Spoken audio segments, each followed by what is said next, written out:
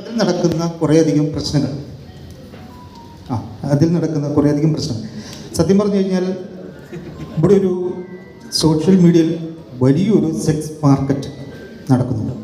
അതിലകപ്പെട്ടു പോകുന്ന ഇല്ലെങ്കിൽ അതിലേക്ക് വലിച്ചടിക്കപ്പെടുന്ന ഒരു കുടുംബത്തിൻ്റെ കഥയാണ് ശരിക്കും ഈ സബ്ജക്റ്റ്.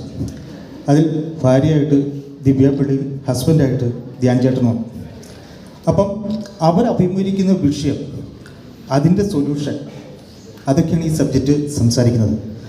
ശരിക്കും പറഞ്ഞു കഴിഞ്ഞാൽ ഒരുപാട് ഈ കഴിഞ്ഞിടയിൽ തന്നെ മാധ്യമപ്രവർത്തകരെ നിങ്ങൾക്കറിയാം, ഒരുപാട് വിഷയങ്ങൾ കൊച്ചിയെ സംബന്ധിച്ച് മുന്നോട്ട് വന്നിട്ടുണ്ട്. ഈ പ്രശ്നങ്ങൾ തന്നെ അതിൽ പല പ്രശ്നം, ഇത് തന്നെ ഒരു പെൺകുട്ടിക്ക് നടന്നൊരു പ്രശ്നം. ആ പെൺകുട്ടി പറഞ്ഞിട്ടാണ് ഞാൻ ഈ പേജ് വഴി തന്നെ പോയത്. അപ്പോൾ അവിടെ നടക്കുന്ന ഒരു ബിസിനസ് കണ്ടപ്പോൾ ഞാൻ തന്നെ വളരെ ഇത് ഒരു സമൂഹം അറിയേണ്ട ഒരു വിഷയമാണ് എന്ന് എനിക്കതിന് മനസ്സിലായി. പല പേജുകളും ഉണ്ടെങ്കിലും ചില പേജുകൾ എനിക്ക് പറയാൻ പറ്റുന്നില്ല.